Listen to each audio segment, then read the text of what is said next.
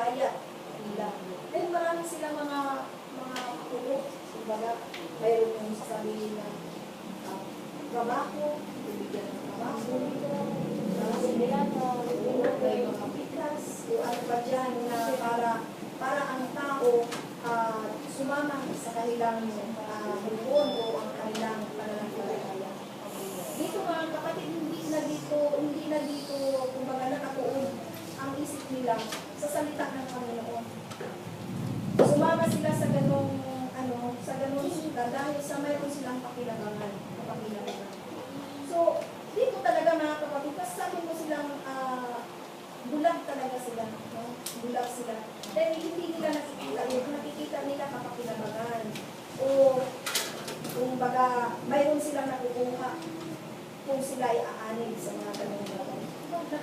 Kawawa ang mga kaluluwang ito mga kapatid. Kaya nga, kapag minsan ako'y, halimbawa, nakakausap ko ang mga ganong mga tao na sa totoo lang, sila mga kapatid, kung titignan mo, katulad ng mga sasakit. Marami sila mga kapatid, maaga pa sila, ano pa sila, grupo na sila, house to house sila, para i-ano lang nila ang salita ng Panginoon, na iniisip nila na yun ang tao. Diba? Talaga namang ako sa kanila mga kapatid, yung kasipagan nila mga kapatid sa paghahayo nandoon. No? Wala tayo sa kahihigan pagdating sa mga ganong mga kasipagan. Wala tayo sa kahihigan. Pero magtataka mga kapatid, kahit na gano'n ang kanilang kumbaga nalalaman o natanggap mga kapatid, naniwala sila na ang kanilang ginagawa ay kumbaga katanggap-tanggap sa harapan ng Panginoon. Pero sa ating mga kapatid, bilang alam natin ang katulungan mga kapatid, alam natin na ang kanilang ginagawa, sinabi ng Ecclesiastes, ang lahat ng yun walang kabuluhan. Walang kabuluhan. Dahil ang lahat nilang ginagawa hindi ayon sa kalooban ng ating Panginoon. Amen po mga kapatid? Amen. So, mga kapatid, sabi nga ng nakakilala ko, maganda doon. Kasi lahat kapag nangyayat ka, tutulog ka, hindi ka talaga. Kaya, tingnan mo naman ang aming simbahan. Dami namin ng simbahan, ganito, ang gaganda, ang gaganda. At hindi, karamihan makikita mo sa amin, may kaya talaga dahil kumbaga, sabi kasi dito sa Mark 8:36, makamtan mo man daw ang buong sandukan, buong ang kaluluwangan ay mapapahangin. Useless ang ating paglilipot kung yun lang naman ang ating titignan. No? Kung ang ating titignan ay mga blessing lang na ating makukuha kung tayo ay aanig sa isang kumbaga sikta ng mga kapatid. Sabi ng Mark, yung ating daw kaluluwa ay mapapahamas mga kapatid. Kung yun ang ating iisipin. O kung bakit tayo sumali sa ganung bagay mga kapatid, ang mayroon tayo makukuha. Sabi nga ng Mark 8:36, no, mga kapatid, sabi dito ng Mark 8:36, sapagkat daw ang mapapakinabangan ng tao kung maganda ng buong salita at mapapahamak ang kanyang buhay. Amen? So wala, mga kapatid, kumbaga walang kabuluhan ang lahat ng pagsisika. Kaya nga mga kapatid, dahil tayo mga kapatid ngayon ay nasa Panginoon na, kumbaga hindi na tayo bulag sa spiritual na bagay mga kapatid.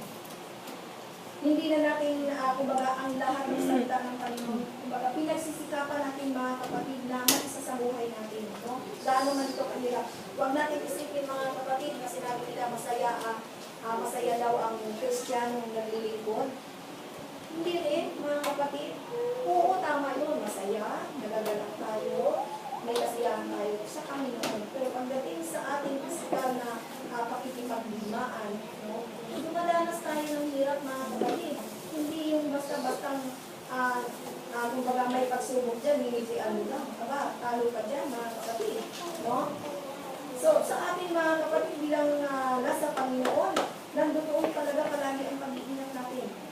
Hindi tayo pwede na basta na lang kalpante o kalman o maging kalpante. Kalpante. Hindi tayo pwede magiging kampante sa isang lugar na iniisip natin, okay na ako dito. Okay na ang pananampalataya ko, malakas ako ngayon. Pero saan ka? Pagdating sa pagsubok, nasaan ka na? Hindi ka na makita sa simbahan, di ba? Ganun lang. Konting ihip-ihip ng hangin, nihipan ka lang ni Satanas, wala na. No? Bigla ka nang nawawala. Tinatanong ka na, nasaan na ang ating kapatid na ito? Dahil nga, no? Hindi masyadong nakatanim, nakaugat, at hindi nakapamunga ang salita ng ating Panginoon. Amen mga kapatid? Amen. Amen. So, huwag natin maniwalain ang ating sitwasyon mga kapatid. Huwag tayong magiging kampante sa ating kalagayan ngayon mga kapatid. Dahil habang sabi nga, habang ang Panginoon hindi pa nagbalik, no? Hindi pa bumalik sa pangalawang pagpunta dyan dito sa mundo ito para kuhanin ang kanyang mga anak. Mananatili tayo mga kapatid na magkikimbaka sa buhay natin. Mananatili tayo mga kapatid na kumbaga makikipaglaban, no? Sa lahat ng mga kapagsubukan na darating sa ating mga kapatid. Amen pa? Amen po ba mga kapatid? Amen. Yes, parapakan natin ang ating Panginoon. So, gano'n na mga kapatid, ano? Salamat na lang mga kapatid na tayo ay kinahabagan ng ating Panginoon nung narinig natin ang salita ng Ebanghelyo. Agad natin dinanggap yun sa ating puso, diba? Sa totoo lang mga kapatid, nung ako'y una pa lang na nakarinig ang salita ng Panginoon, talagang nagtatago ako, tinataguan ko, nakulis ko. Yan sila yung kapitbahay ko dati na sila Sister Baby ko, kilala mo yun, kapatid na Carol, dahil kalapit kami dyan. Talaga naman na pag pumunta na yun doon sa bahay nila ni Sister Philip, nung buhay pa Sister Philip, magbabible study, kasama yung biyanan mo. Biyanan mo, si Nanay Aurin, biyanan mo yun eh. Diba? O. Kung ano-ano na lang alipay ang gagawin ko. Keso masakit si ulo, keso wala si Yolanda, diba? Wala. So, ang ate ko, na nanay nito, ano na siya noon, kumbaga nakakakilala na sa Panginoon, baga, nakakapagbasa na ng Bible, kasi nga, sumasama na siya sa, kumbaga, kahit nasa edad ng 20, ano pa rin siya sa salita ng Panginoon. Kung sabi niya sa akin, hindi ko makalimutan, dahil, wala namang masama, dahil, kung makinig ka. Kasi isang Diyos naman yan. Makinig ka lang, malay mo. Sabi ko. So, pero naman, kumbaga mabigat man sa kalikuban ko, para lang masabi na marunong akong sumunod sa kanya. Sumunod ako, okay. Umating ako mga kapatid. Ako, gusto, yung katulad ng mga naranasan natin mga kapatid, hindi lang naman ako. Ulit tayo lahat mga kapatid, nakaranas ng mga ganong sitwasyon. Pag-iula ka lang, na nakayuko ka ng gano'n, tapos ang mata mo, parang umiikat yung mata mo mga kapatid. At nakikiramdam ka, tinitignan mo yung katabi mo kung anong ginagawa nila. Kapag once na umiyak at tumawa, iba nang naramdaman mo, parang parang mga sira ulo, nagtatawanan, tapos nagtatawanan, tapos umiyak, gano'n na kapatid. So yung mga kapatid, tayo mga kapatid, no? Nung ginala sa atin ang Ebanghelyo ni Cristo, talaga namang nagpupuniglas ang ating naman, nagpupuniglas.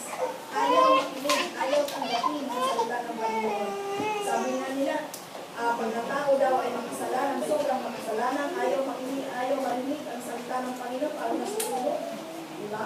Kahit nga mga awit noon, yung awit noon nila ni Sister Baby doon, naiinis ako. Sasabihin, ano ba yung kanta na yan?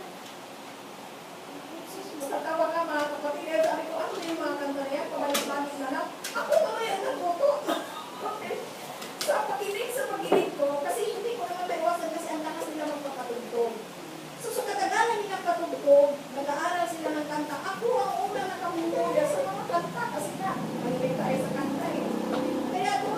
mga kapatid, dinaanan ng Panginoon sa mga ganung bagay, mga kapatid. Talagang ang salita ng Panginoon ay makapangyarihan natin. Amen? Amen. Talaga naman ang Panginoon. So siguro mga kapatid, kung ang Diyos ay hindi tumiro sa buhay ko mga kapatid, saan kaya ako ngayon? No? Hindi tayo magkakakilala mga kapatid. So salamat sa Panginoon na binuksan ng Diyos ang ating pagiging bulag sa katotohanan sa pamagitan ng salita ng ating Panginoon. Nung nalaman natin na, nung nalaman ko mga kapatid na ako pala ay makasalanan, hindi ako nakakalis sa Panginoon. Ang kapatid ni Pastor Don Dina, si Pastor Linen, yun yung aking talagang inaabang-abangan para makausap ko. Kasi pakiwan ko mga kapatid, hindi ako parang dapat na tumanggap sa ating Panginoon sa Kristo dahil ako ay sobrang makasalanan. Hindi ako kontento doon sa mga narinig ko. Gusto ko mismo marinig ko kay Pastor na ako pala ay natatanggap ng Panginoon. So, ganun mga kapatid, napakabuti ng Panginoon dahil talaga namang parang nasatisfied ako doon sa kaliwanag ng Pastor Dine. Kaya salamat sa Panginoon dahil sinabi na ng Biblia na sabi sa Roma sa 6:23 na ang kabayaran ng kasalanan ay kamatayan. Kaya tayo mga kapatid na narito ngayon, tinanggap natin ang ating Panginoon, wala na tayo sa kapul mo. Amen? Tayo ay naroon na sa buhay na ipinangako sa atin ng Panginoon, buhay na walang hanggan kay Kristo Jesus. Amen po ba mga kapatid? Amen.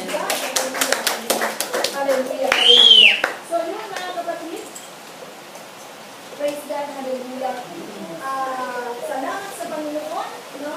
Dahil bagamat tayo mga kapatid ay bulat tayo noon, binigyan tayo ng Panginoon ng kaliwanagan. Amen. Bulat tayo sa ating mga paniniwala.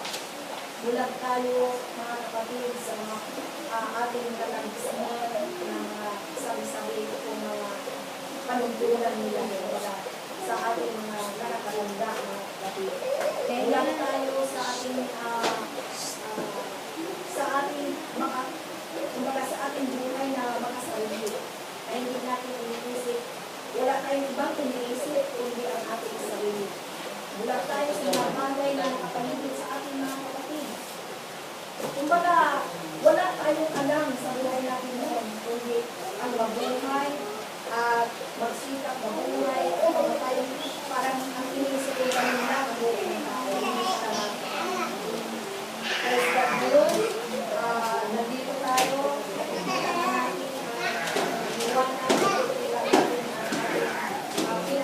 pinagpagalan. Nagpagal tayo ngayon mga kapatid, pagdating ng araw lahat ng yan ay ating pagpagal sa Amen? Sama ang ating Panginoon. So, patuloy lang tayo mga kapatid. Huwag tayo mangawa, huwag tayo magpapaglaan ng Diyos, bagamat tayo mga kapatid, lumaganas ng mga magsulong, pagpaglasin isa ng mga kapatid. Pero, simulan natin ang pagpaglasin ng Diyos, hindi tayo pagbayaan, lalo tayo bibigyan ng lakas, bibigyan tayo ng katagumpayan sa ating mga pagsubok ng kapatid. Nandiyan palagi siya para tayo ay nalalayan sa ating pagdating ng tayo ay nalalayan. Huwag natin isipin mga kapatid na dahil ngayon ay nalito ka palagi dahil pagkalakas. Tayo din naman ay nakaranas ng pagkakas. Lagi lang natin isipin na ang ating Panginoon ang siyang laging gabay namin mga kapatid. Yung nagmumulat sa ating para na tayo lumakan na kasama si Kristo. Amen? Ang salita ng Panginoon na siya nagbibigay sa atin ng pangunawa, nagbukas sa